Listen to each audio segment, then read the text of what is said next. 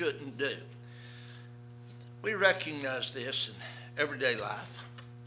You shouldn't drive through a red light, should you? You don't play Russian roulette, do you? I know where I lived in one place, there's some people up in the mountains, and they were a cult, and one night they played Russian roulette and lost a young girl's life. You don't swallow laundry soap pads, regardless of what it shows on YouTube. It's just something you don't do. To do any of these things is foolish. And though you might get by a few times, the odds will catch up to you, and trouble, illness, injury, or death can follow. But we must also recognize this principle spiritually as well. There are things that we shouldn't do. In this, we don't count the odds. When dealing with the following matters, to do so, to do these things is to lose our souls. What shouldn't we do?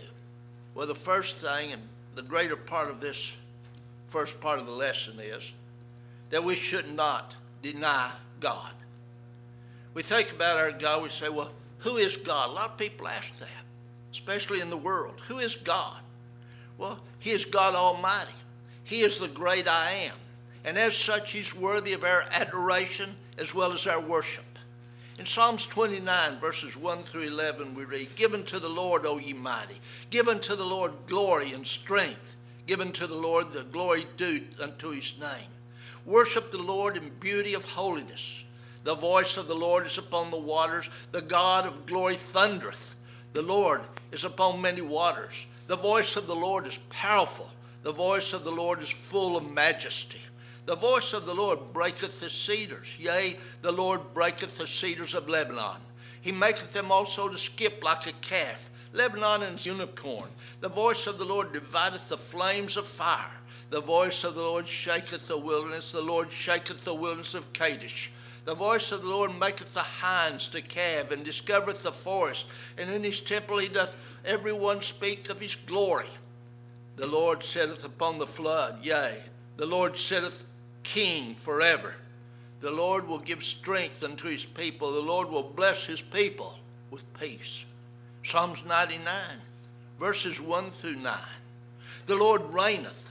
Let the people trembleth. He sitteth between the cherubims. Let the earth be moved. The Lord is great in Zion, and he is high above all the people. Let them praise thy great and terrible name, for he is holy. The king's strength also loveth judgment. Thou dost establish equity.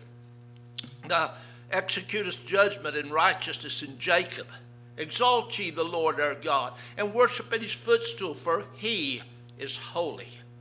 Moses and Aaron among his priests, and Samuel among them that call upon his name, they called upon the Lord, and he answered them. He spake unto them in the cloudy pillar. They kept his testimonies and the ordinances that he gave them. Thou answerest them, O Lord our God. Thou wast a God that forgavest them, though thou tookest vengeance of their inventions. Exalt the Lord our God, and worship at his holy hill, for the Lord our God is holy." That means set apart. He is our creator. In Psalms 100, verses 1 through 5, we read this fact. "Make a joyful noise unto the Lord, all ye lands. Serve the Lord with gladness. Come before his presence with singing. Know ye that the Lord hath made us, and not we ourselves? We are his people, and the sheep of his pasture. Enter into his gates with thanksgiving, and into his courts with praise. Be thankful unto him, and bless his name, for the Lord is good. His mercy is everlasting, and his truth endureth to all generations." Revelation 4, verse 11. "Thou art worthy, O Lord, to receive glory and honor and power, for thou hast created all things, and for thy pleasure they are and were created." In Colossians 1, verse 16, "For by